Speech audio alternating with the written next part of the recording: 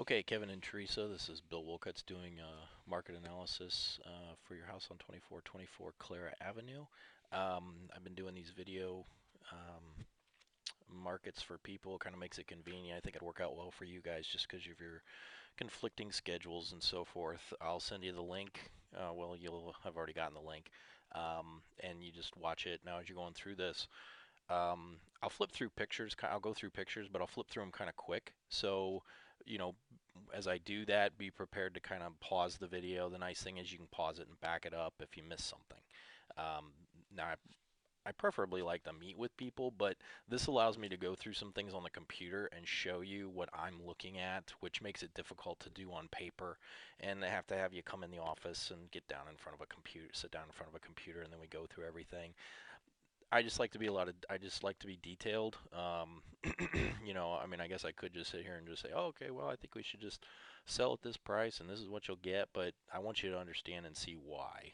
If you have no interest in that, I understand, that's fine. But I do like to go through the details with people. That way you know that what I've thought, how I've thought things through and how I came to the conclusions that I did. So anyway, this is basically it. I'll email you this document plus a couple of other things. When I'm done with this here, you'll have this and you can go over it yourself, or you can just stop the video, look at it on the computer, whatever. So anyway, let me explain how this kind of works. What I do here is what we do as realtors is kind of the same thing. It's similar to what appraisers do, but appraisers do things in a more scientific manner. They're trained in how to do this. They're licensed in how on it. They're licensed in doing this kind of work. They're held to accountability. We're not held accountable so much as they are, because they're the ones that do this for the banks, and there's a lot of money riding on what they do. Um, then you get into federal law and all that kind of thing. But anyway, basically, um, we take a look at properties in the area that have sold, and then we say, okay, well, here's the difference in square footage. This house is 200 square feet larger. Um, they will take a price per square foot in a particular area, and they know how to calculate all that stuff and figure it out, what they should and shouldn't, because they'll take land value and subtract it, and then structure this and lot that and blah blah blah blah, and then they come up with, okay, price per square foot on the structure, based on the overall price and so forth and the deductions. So we kind of do the same thing. The information that I use and the formulas and the figures that I use, I actually got from a couple of different appraisers. They have some cheat sheets that they created for themselves, and I was able to get copies of those. So I just kind of use the same stuff from a couple of guys that do this. And price per square foot, some may argue with what I choose. For your particular area, I chose to use $20 a square foot for difference in size. Um, I could see an argument for maybe $15 a square foot, but that's getting kind of low. Um, so I'm going to show you this from two different perspectives. One is going to be, I'm going to tell you what I think the house would appraise for and what I think the house should list for based on active listings. The appraisal part will be based on sold listings in the last 12 months. That's what appraisers use. Now, sometimes they'll take and use active listings to justify a value on a property. I don't really particularly like to do that because the definition of value on your home is what you and a buyer agreed to transact the house on. So you agreed to give up ownership and they agreed to pay X and you agreed to accept that price and do the transaction. So that's what clearly defines what your house is worth. Not necessarily, and even when an appraiser does this with what I'm going to do too, it's an estimate. So it's not an exact thing because you know you can come to whatever agreement. There's other terms other than price that play into a transaction as well. Um, so anyway, we'll get to some of that. But anyway, the way this basically works is this is you'll get this sheet. Um, Here's a summary of adjustments report. So you take this property, it sold for this price, and then there's the adjusted price. And then here are the adjustments that were made. So in parentheses, that's a negative.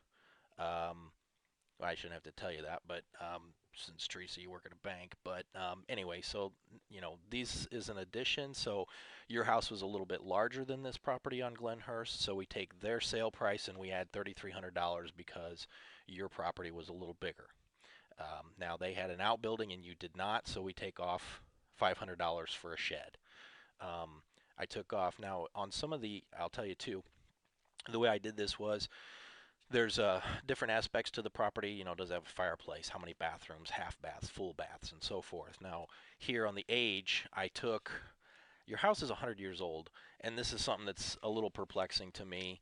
And I didn't really, normally I would say do this, but I just don't see it in the numbers as necessary. And what an appraiser told me to do was you take the price, multiply it times 0.005, and then you multiply that by the difference in age. So if it's 20 years older and it's sold for 100,000, you take that and do the math, and it comes to, I don't know what it actually come to, but let's say $400 a year times 20 years is going to be roughly about $8,000 for the fact that this house is just 20 years newer than yours. So I didn't really see much justification for that in the market because there's two ways to look at this. There's calculating the black and white numbers, and then there's looking at the market intuitively from what I'd say is more of an intuitive perspective and just say, okay, you know what? These two houses are nicer than yours. These two houses are not as nice as yours. So your house needs to be listed right there in the middle between them. So I didn't really see anything that justified, or you'll see differences, and sometimes you won't, like in pools. I've looked at pools and try to see how they affect the sale of a home, and they don't really have a statistical impact. Um, they didn't bring any value. They didn't devalue a property. Some houses that had I've seen houses that have pools sit on the market, and I've seen them sell in no time at all. So that didn't seem to be a factor. So some of that applies here, I think, with the age of the house, even though it's 100. A lot of the houses in the area are mostly, 60 to 50 years old. Um, but it didn't really seem to matter. So I'm kind of ignoring that fact. But I did take a look at the house and looked at the overall decor and compared it to yours and made an adjustment for age, which I basically would call curb appeal, but I put it in age. So if you see like 5,000, I thought that house was nicer than yours, and I'll go through photos and you can see that. Um, Let me see what else. So let's just flip through these. As you see these adjusted prices, basically what this is saying is, according to Glenhurst, to this house on Glenhurst, it sold for 77.5, and with the according adjustments, you should sell your house for 75.3. That's what that's saying on each of these properties. And then we take a look at that, and then I'll show you some averages and things like that. And I don't pay too much attention to those, but those are some indicators as to guide you. Sometimes I think that's right on, spot on. Sometimes I ignore it and I think, you know what, we should go higher or we need to go lower. But I'll explain some of that too. So Vance Avenue, this house, we made an age adjustment, or not an age adjustment, but kind of a decor adjustment. This one, 73.5, 71,000, 73.7 is what would be adjusted price. So a lot of these are looking like in the low 70s for an appraised value. 76.9, that's kind of a high one. And when you're doing statistical stuff, you kind of throw out the bottom ones and throw out the really high one. But here, 68.3, that's kind of low. This one was really low. But I'll have to look at the photos. Some of these here really look comparable to yours. Some of them are what I would definitely call a lesser home than yours. Some of them are definitely better, just because you can just look in and they're newer. Some of them are empty and they're completely remodeled. So they look like they're flips actually. But here's another sheet. This is another report basically giving you all the same information. Now on this page, this is your listing here. This is the old listing from Judy and all the data. And then here's the comps. These are the sold homes in the area, address and so forth. And you can go right down the column and you can see the differences. Okay, these are all 3 bedrooms, blah, blah, blah, blah. You can see the square footage, the difference in square footage, 1260, 1250. Now, if it's 100 feet or less, difference in square foot, which is basically a 10 by 10 area, these appraisers told me, they don't make an adjustment. for size if it's less than 100 square feet, because a 10 by 10 area is almost negligible um, when it gets, when you get into it, when you look at the overall size of a house. So you can see some of these differences: attached, detached garages. Some have sheds, some don't, so forth. And here again, here's the adjustments that were made on each house. Okay, so 3,300 here in your favor, 500 against you without the shed, 5,000 because the house looked much nicer. And I might have gone a little too high on some of this stuff too. I like to be conservative and kind of set your expectations low and kind of shoot high. And if I tell you I think your house will sell for 65 and it sells for 70, then great, you know.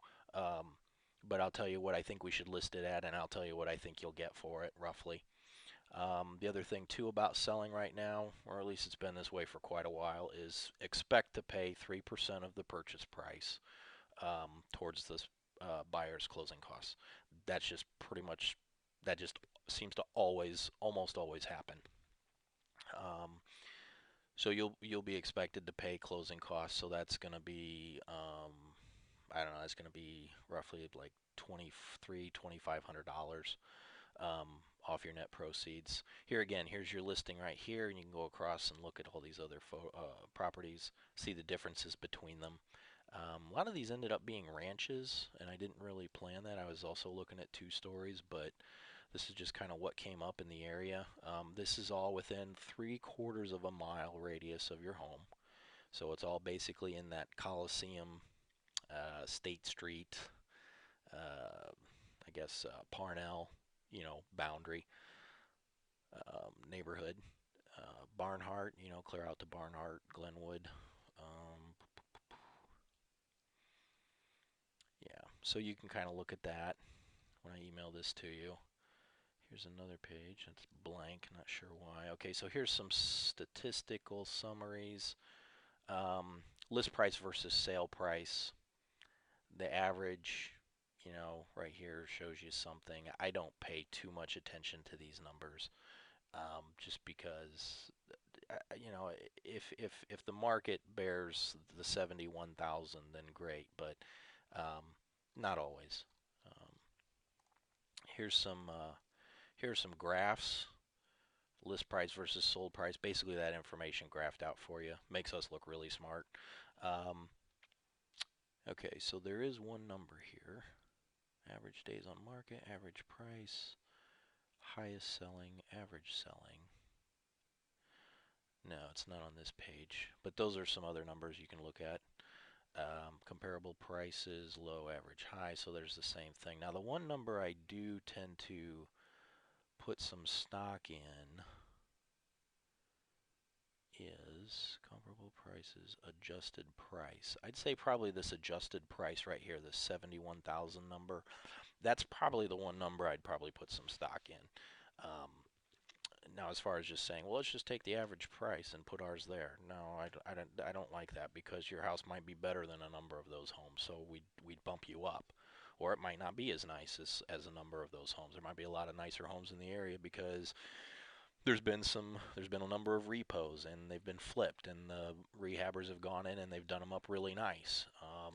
One thing I can tell you about your home is it's in pretty good condition. Kevin and I did talk about the basement wall as possibly being an issue, and the fact that there are two sections of the house have a different age roof on it. So those could be factors, but overall the house is in good condition. Now, it's not updated. It's a little outdated. The kitchen cabinets are in good condition. Kitchen. I'm saying kitchen because kitchens and bathrooms sell homes. Um, a bedroom is just a bedroom. It's got a window, a door, and 4 walls, and that's pretty much about it, and a light. Um, so the kitchens and bathrooms are really what kind of give a house the character inside the home, and then outside the home, obviously, landscaping and so forth. But in the home, the kitchens are going to be the big factor. Yours is in good condition. It's a pretty nice size. It's not small. It's not big. But it is a decent sized kitchen, and the cabinets are in good shape, but they're a little bit outdated. Um, Not by much, but a little outdated. I mean, they're just not new, and that's obvious.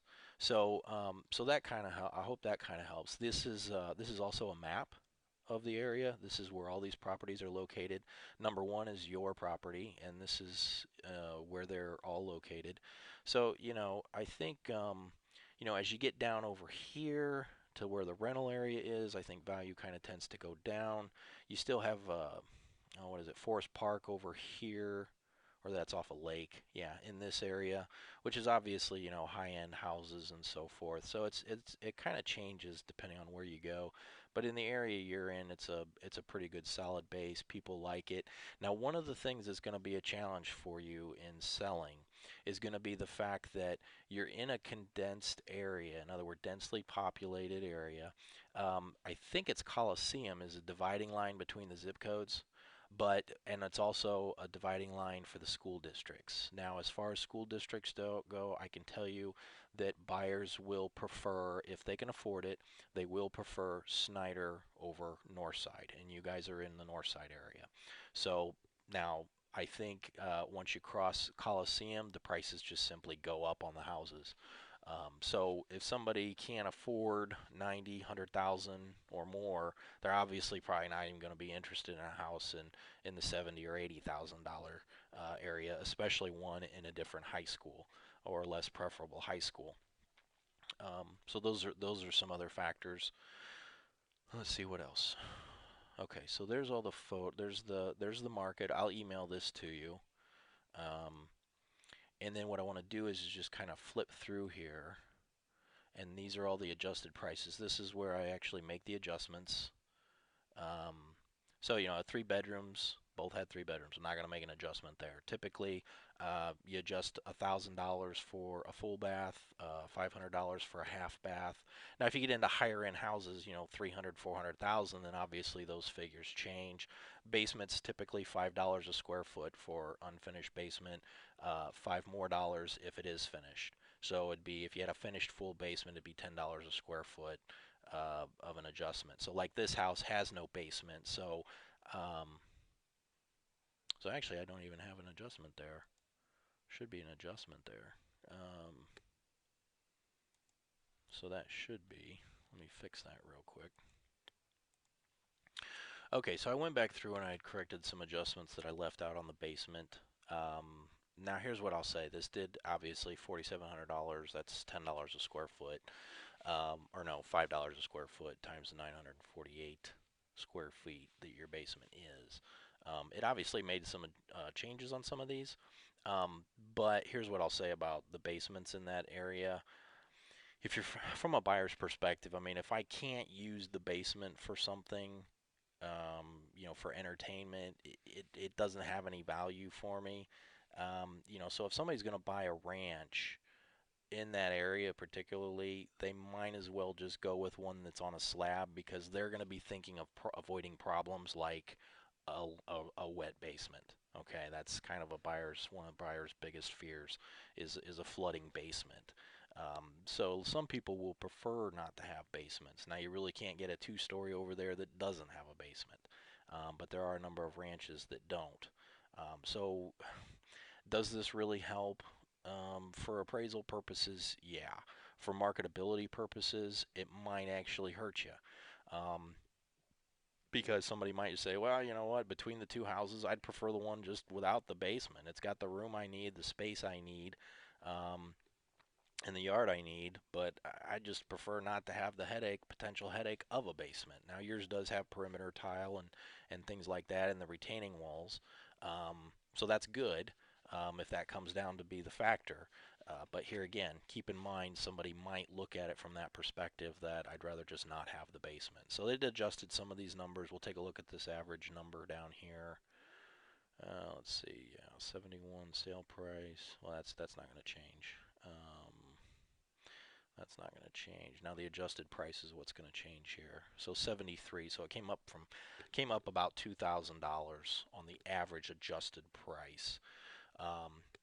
But I don't know. Well, we'll get into the active. So I'll tell you this is again here we're looking at things from what it answering the question, what will the home appraise for? So that changed a little bit, which is good, which means that if you get an offer, you should be able to get an appraisal. There's been situations where people have gotten offers lately because it's a seller's market. that they are getting offers at 115,000, but the house can only appraise for 111, so they have to come down on the price. So that's what's made the difference in a lot of areas because we're in a seller's market the last couple of years. So let me go into where I actually do the market, back into where I was, and show you the adjustments. Like I said, this is where I make the adjustments, but I want to flip through the photos of these homes. Now I used 8. That might be a little overkill. I probably could have just gotten away with 5, but I kind of wanted to be sure. So I'm just going to flip through these real fast.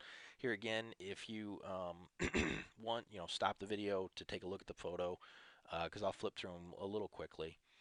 So you see a shed there. This is a pretty nice house. Looks like it's newly remodeled. Look at the floors, the paint colors. The white trim really kind of makes it pop. The kitchen they didn't completely redo the kitchen, but it does look nice. You can see the new countertop really makes it look good and looks like they probably painted those cabinets.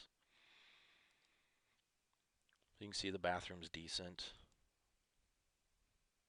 And as you're looking at these, compare your house to them because that will tell you kind of, okay, well, that house is just looks a little nicer than ours, or that one's not as nice as ours. Our house definitely blows that one out of the water. The deck is nice here. That's a nice plus. That's going to be a selling point for somebody. Looks like it's got a pretty big yard, decent sized yard in the back, fenced in. Okay, so let's just flip to the next one here. All right, so this one is interesting because this house is only 23 years old. Now, why somebody would build a new house? Now, that's a pretty spectacular looking kitchen. That's a tough one to beat. Large countertops. I mean, a lot of countertop space, lots of storage space. Looks like a big open kitchen. So somebody built a house, and designed it with modern day um, floor plans in mind. Now, that's not a pretty color. I mean, pink's all right, but that loud pink jumps out at you. Um, Here again, pretty nice property, decent sized yard. So there's that one, and that one sold at adjusted price was 75.7. It sold for 76.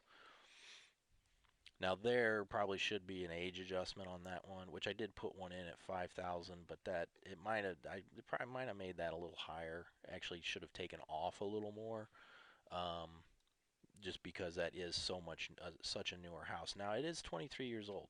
When you get into 18, 20-year-old houses, you're looking at, as a buyer, you're looking at potential to replace a roof, which is a huge expense, and the water heater probably has been replaced, but if not, it soon will need to be. And your furnace is probably going to be going out in the next few years as well. So 23 years old is not, unless those things have been replaced, those could be issues, and a buyer has to think about that. So that may not be that great. Now, buying a house that's 30 years old would be better because you can pretty well count on the roof's been replaced in the last several years, the furnace has been replaced, the water heater is still probably pretty good. So you're not going to have to deal with those issues for a while.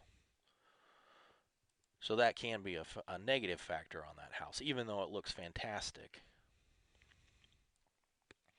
So this one's a little different, but you just kind of look at the photos. It's still a ranch, kind of a neat window there. The wood trim and stuff, the old wood trim looks nice. The old style bathroom is kind of cool. The tile and everything, tile surround and stuff. Although, somebody may not like that. You got a big window right there. You got to put a curtain over. And then it's, they're advertising, they're boasting about the hardwood floors under the carpet. Kitchen, countertop's okay, the sink's okay. The cabinets are nothing spectacular. Those are original cabinets, I can tell you. So not a lot's been done to the kitchen except maybe to cosmetically update it a little. Whole new kitchen would have really made this house much better, but that's easier said than done. Here's just kind of, it's a nice house. It's got some newer carpet and stuff. I don't know that I'd if anything, I might place it a little bit better than yours, but there's other factors in that besides the way it looks. Kind of neat the doors. That's kind of cool. But that's also expensive if you have problems. Those curved doors, you're getting into custom carpentry, and that gets expensive if you have issues.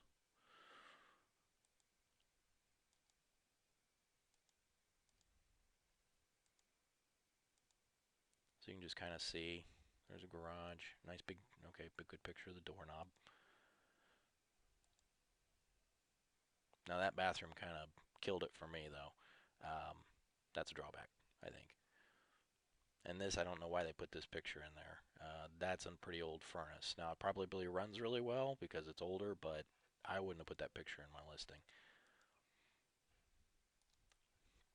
Okay, so let's just keep going here.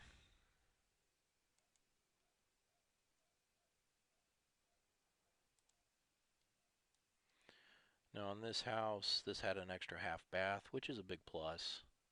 No basement. Had an attached garage. I wasn't sure what to do there. I'd say it's worth $1,000 to have an attached garage. Um, Probably worth more to somebody, so that's probably a bigger plus to not have to run outside to the garage to get in your car. You have a detached garage, so you probably know more of the. You can probably appreciate the value of that more than what I'm putting in there. So let's take a quick look at this one. And I hope this.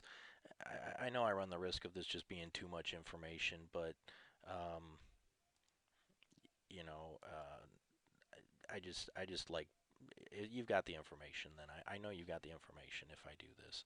Hopefully, it doesn't put you to sleep, but anyway, you can just kind of look at these. Now, this house is not what I'm calling spectacular.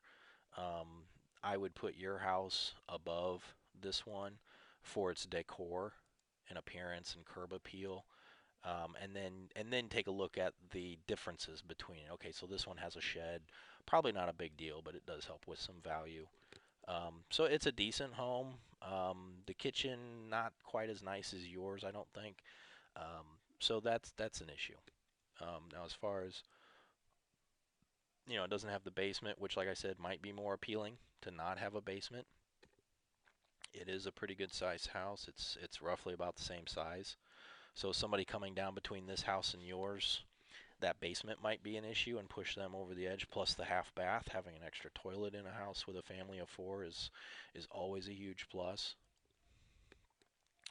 Now the next house, let's see, looks like we had a little better decor, I think. It's got a half bath, no basement, and there's a shed. So not a lot of difference between the two. Um, the size was not that much bigger. So let's take a little flip through photos. I did kind of some extra, added some extra properties in here just because I wanted to kind of make sure, because you guys had it listed with Judy. And I talked this over with my broker, and I said, when we looked at that last summer or whenever, now this kitchen is what I would definitely say is nicer, just because of the size. The cabinets look a little newer, I think, but the cooking space, the countertop space, the size, the cabinets, I mean the storage there, um, yeah, it's definitely one step above your kitchen. Um, so that's going to be a little more appealing.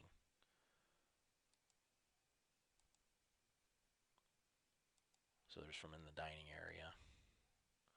Um, but anyway, about Judy's listing, I didn't really see a huge problem. I remember at the time with her listing and why you weren't getting any showings. Um, Price, I think at the time was probably okay. Um, if you weren't getting showings, first thing to do would probably be to do a price drop or something, because the house, I mean, you can only tell so much from photos. And if a house is really kind of bad, then you can tell it's a bad house from the photos. Like we'll see a couple here that you can just obviously tell they're a bit more run down. Um, and I think they're active listings, I'm not sure. But um, I mean, usually, unless the house is really kind of a bit deplorable, photos don't usually deter somebody from looking at the home. Um, there's cases where people will look at it and they'll just say, yeah, you know what, I just didn't like that. I just didn't like the paint colors or whatever, something. But, overall, people that are open, not too picky, they'll come and look. Now, here I made an adjustment for size in your favor. Yeah, and the decor was a little better, I think. So let's just flip through this one quick.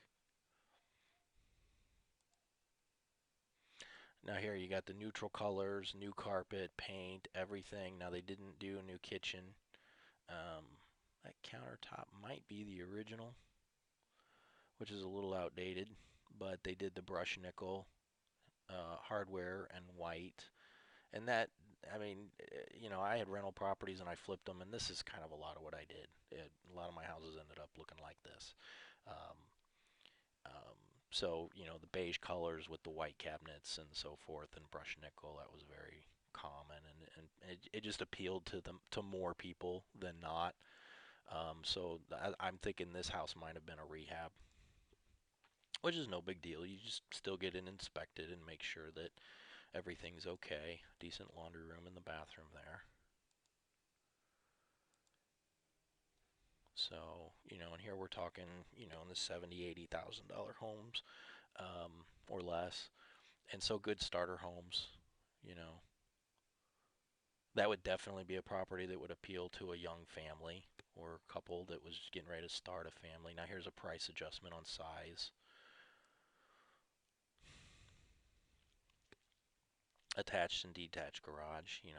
Now this is showing on this side, this is your property statistics. This is the subject property that I'm comparing to. So this is the comparable, I'm sorry, subject property is yours.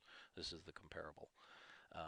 So you can just kind of see those are the differences in those specifics. Now this house was kind of, I don't think quite as nice.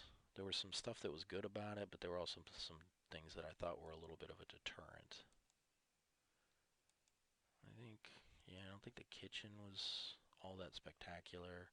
I don't even know what that is. That must be the garage. Yeah. But, I mean, a nice looking home, for the price. That's not so nice. I don't, I think that would, I think they could have done something better there, but it's empty. So usually when people are living in it, they tend to spruce it up a little better.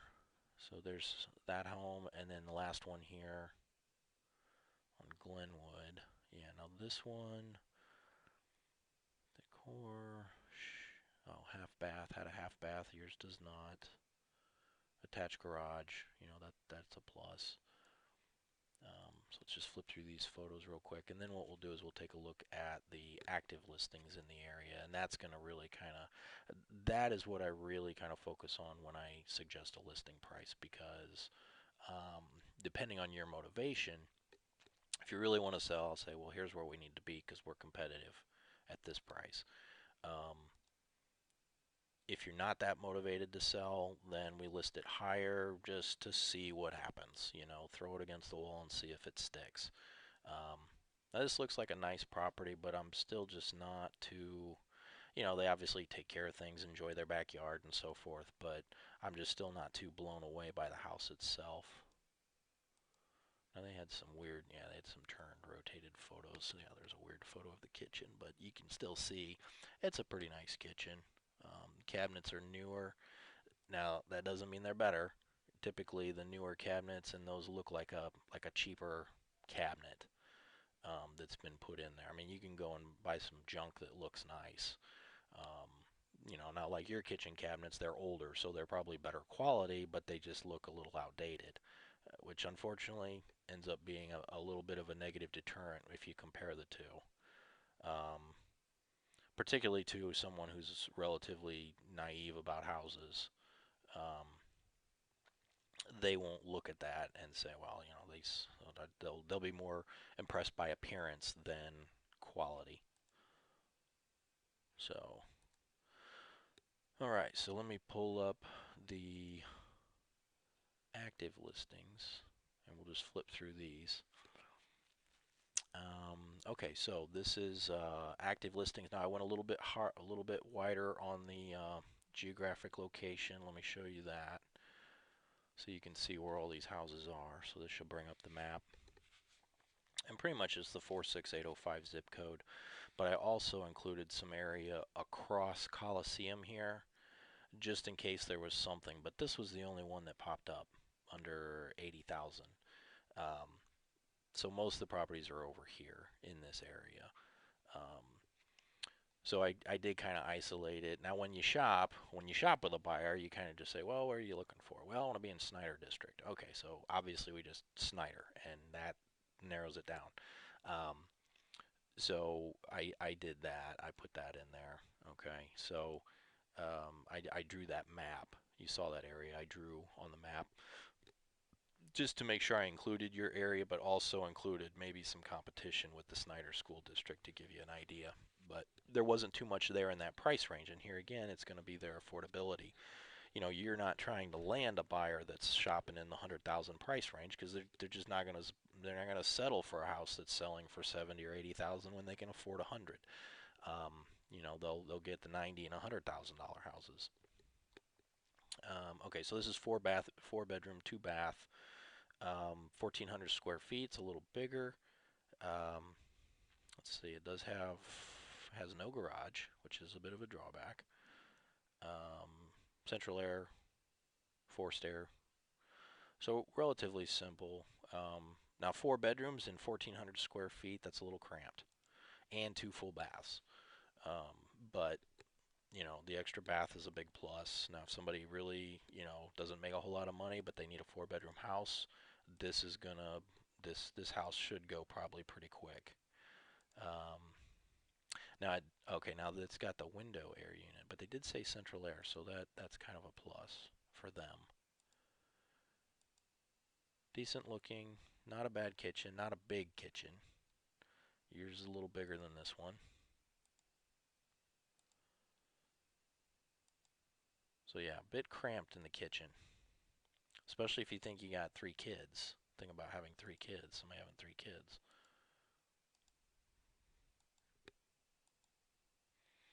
So you can see the paint colors are, you know, kind of, I don't know what you call it, classy. I'm not an interior designer, decorator, anything like that.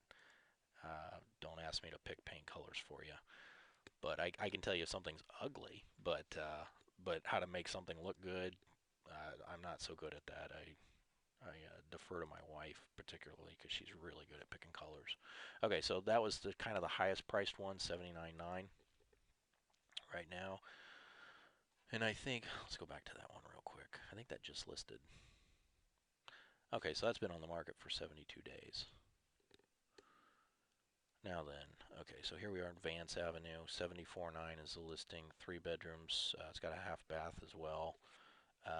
Central air, it says central air and a window unit. So hopefully that could mean both. Now, much smaller house, 1,100 square feet. So it's going to be probably a little bit cramped.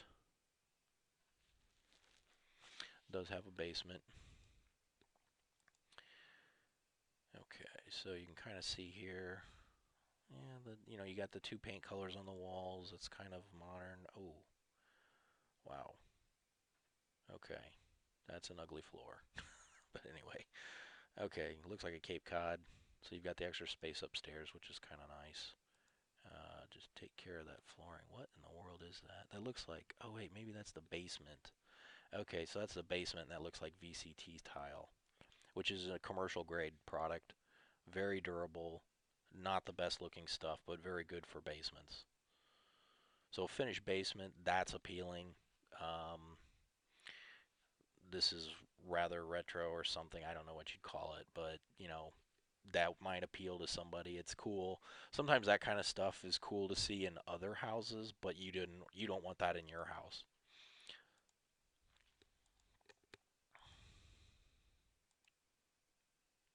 hmm So that's a small kitchen. Gonna be a drawback.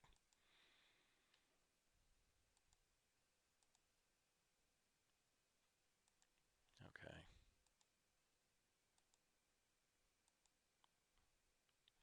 But that's a nice home. I mean, you think about, if somebody can afford only about 75, 80,000, that house would be something that might appeal to them if they can handle the kitchen. Okay, now this one, I remember looking at this one a couple of times. This one seemed really nice if I remember. Okay, yeah, that's an okay kitchen. It's updated, very updated, but not here again. You can't really fix size without doing some major work and taking up space somewhere else, which sometimes the way a house is built and laid out, it just doesn't happen. You just can't do it. Um, so here again, this looks like a Cape Cod upstairs. You got the room up there. Looks like maybe a couple rooms, and then the basement looks like it's usable. Obviously not finished, but it's clean, painted, looks good.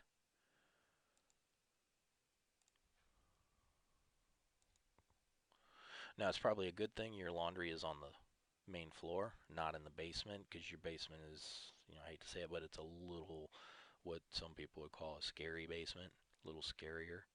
Um, but that's just the way it goes. So I'm thinking, with that house, what did I say here? I had some notes. I'll flip through these. Let me flip through these again. Well, let's keep going.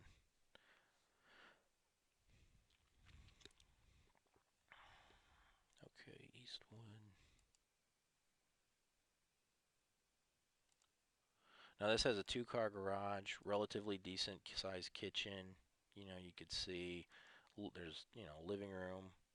Now here, this might be something for you to consider because I sent you an email about your house, taking out the chair or the couch or something, taking some things out. Try to make the room look bigger.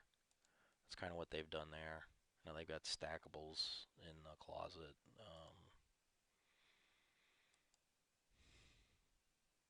Bathroom's okay. Small bathroom.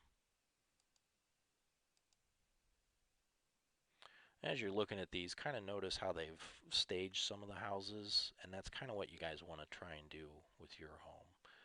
Some of the things that I put in the email about clearing some stuff off some shelves and off the refrigerator and things. So you kind of want to make your house look like this.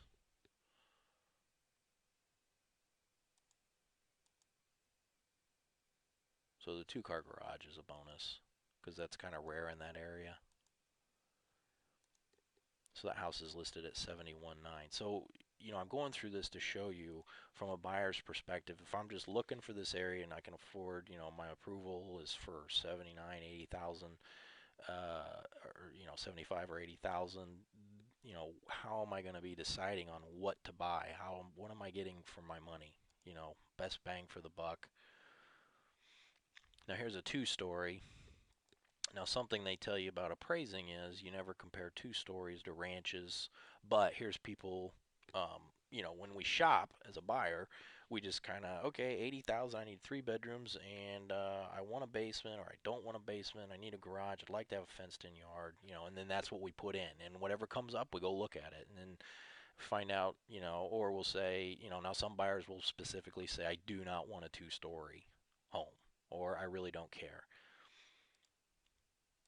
So you can just kind of see, now this is not spectacular. I would say yours is a step above this. And I think, I'd say probably I'm concluding here that probably list at 74.9 and expect to get maybe in the low 70s for an offer. Um, I could see it going below 70, but I don't know how likely that is. The other thing is, too, things may totally change as spring comes near. This is early February, which is kind of early in the season, as far as activity goes. Um, but um, but yeah, I just, to be competitive, and in fact, one of my notes I made here was that I think, yeah, I'd say this Forest House, this was a relatively good comp. Your home might be a little bit of a bump above it. So, this might put you at the 71, 72,000 um, ask price, not sale price, but ask price. Um, Now then, let me see. There was one. Let's go through this one on Delaware. And this one I thought was going to be kind of a tough. This one would be some tough competition because they're asking $69,900 for it, and it's got some pretty nice features to the house. Now, obviously, you know, a buyer's got to go see it first. But you can see it's kind of neatly painted. You know, now there's paneling, but it's painted. It doesn't really look all that bad, but it's got that red color, which a lot of people really kind of like, especially in older homes. When I used to rehab older homes, you know, they were 60, 70, 80 years old, I'd do a dining room with red, and the rest of the house would be beige, and it was a deeper red than this, but it was sharp looking, which is kind of what you see here, you know, with the white trim and everything. Nice looking kitchen, but you know what? That might be relatively comparable to yours. Now looks like they've got some newer cabinets. Maybe they are, maybe they aren't, but they've done it nicely, especially with the black splash or backsplash. And then they do have a little bit more countertop space over here in the stove. So that's why I'm saying it might be a little it might be comparable to yours. Yeah, see, that's kind of nice. That whole area right there for cooking. That's kind of a plus. So this one's kind of tough competition. That's really kind of sharp looking, um, I think. So there's bathroom. You know, they got vinyl floor in there. Ceramic would be cooler, but so then you got the upstairs here. You know, the gray is kind of a modern contemporary color. I don't know what they did here on the wall, these closets, but they striped it, it looks like. That's a little different, but that's like a dark, I don't know, what is that, dark gray color. But, you know, kind of neat looking, you know. And here's the backyard. That's really kind of neat looking as well. It's appealing. So, so that one would be some tough competition. Now the other one here, there were two on Forest. Yeah, this one and the one we looked at before. I thought these were relatively similar comps, similar homes to yours, or at least as far as decor goes. I mean, obviously this is a two-story. Now it's got the neat old wood trim, um, that style, big open area. Now the photos may be a little deceiving. Now that countertop, I know some people just don't like that because the food that gets down in the grout lines. So that might, I know that I've had buyers where that just turned them off to the house, and they didn't want to mess with replacing it. Now I think this one might have had some ugly colors in it.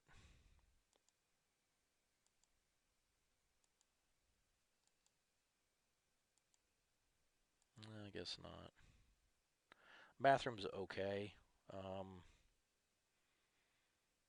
Could use to be updated a little more. The fixture, the plumbing fixture's kind of old. That's a nice little deck, but I don't think it, well, no, it does have a pretty decent yard.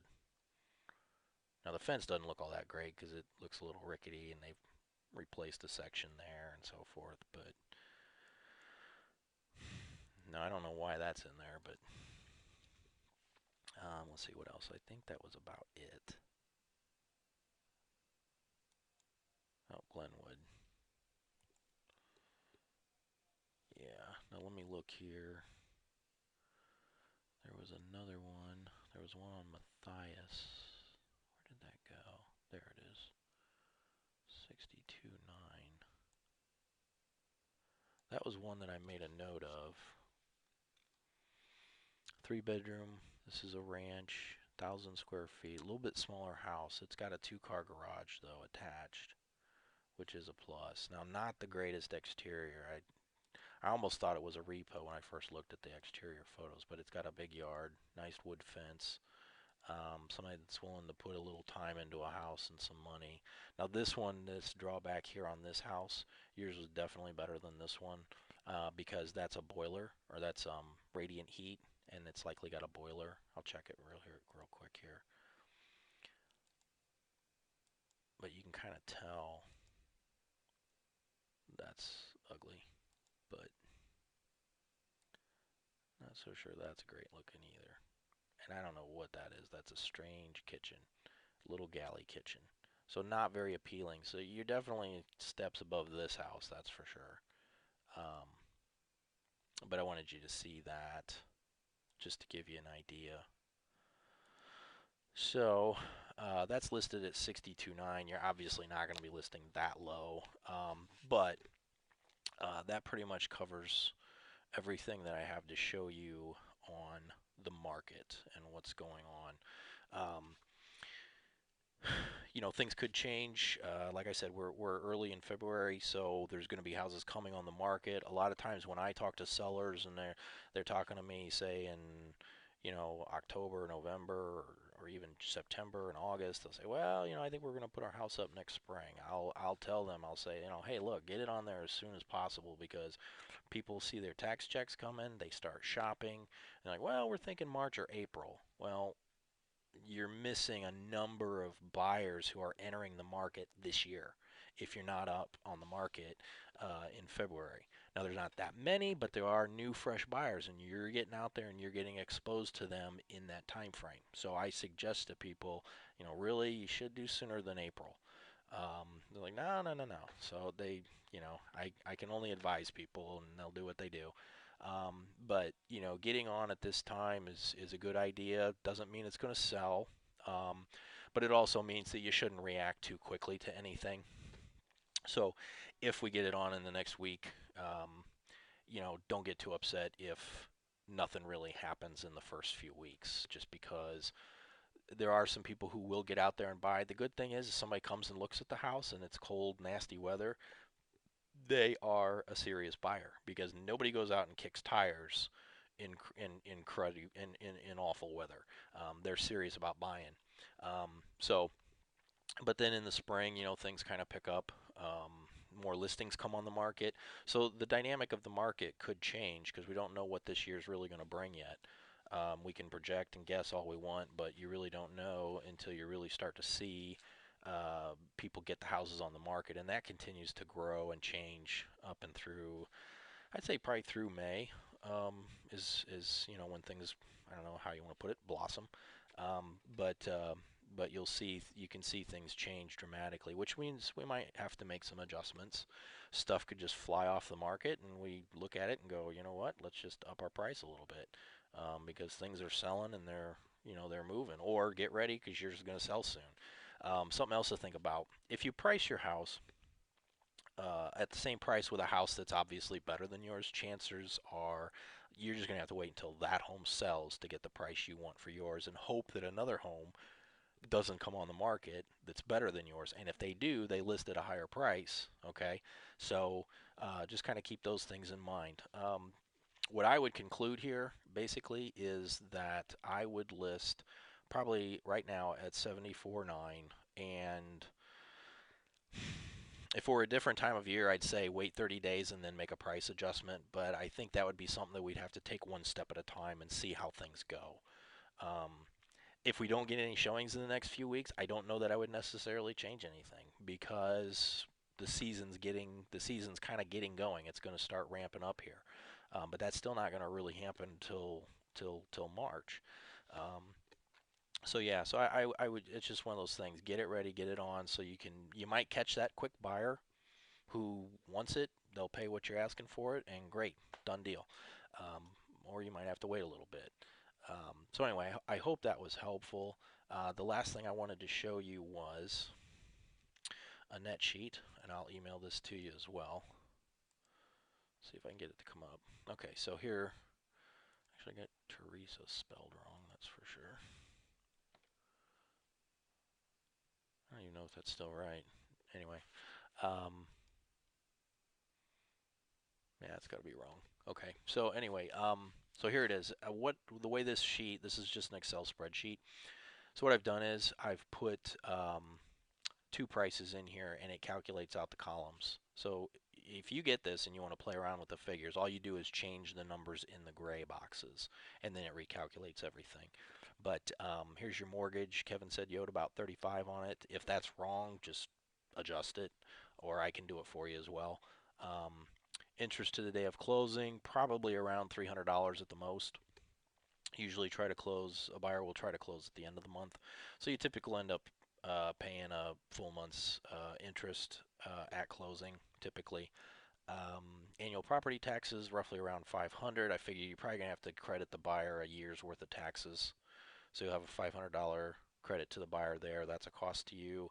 Survey, deed, recording fees, closing fee, title insurance, so forth. About $1,000 there in closing costs.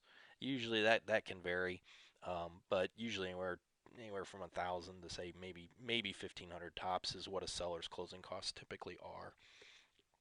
Now, here's the part. I put in a home warranty with a house that's got, that's aged like yours. You'll probably get asked to pay for a home warranty. Those run about $400. Um, Pretty much everybody asks for 3% in closing costs. So that's something that you would pay for the buyer. Now here's the commission. Um, Now on the commission, I can only deduct from my side, even though you pay me the full commission.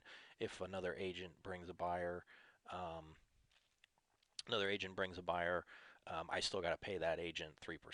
I mean, I could put it at 2.5 or something like that, but that's just getting kind of greedy. Do I want to sell the house or not? Um, and I don't know. I don't do this, but I know some agents out there. They will look at the commission and they'll just, if it's not high enough, it's not a large enough percentage, they may not show the house.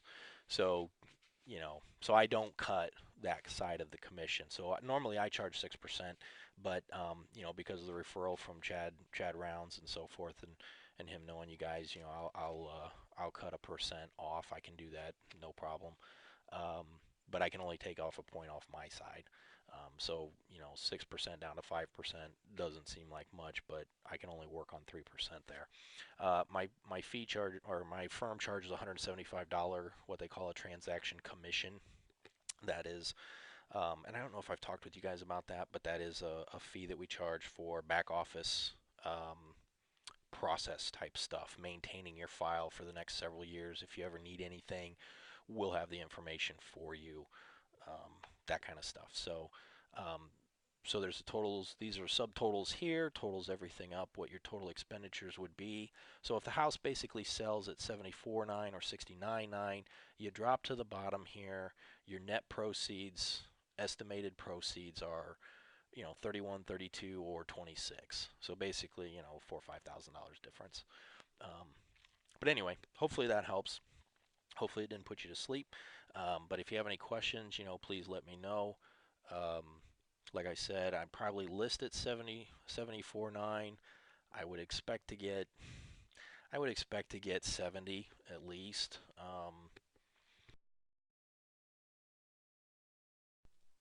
It's not an exact science, other factors can play into things, especially if we get into that basement wall and we get into that roof. If that becomes an issue and they want you to pay for that, you are going to be more or less likely to budge on price.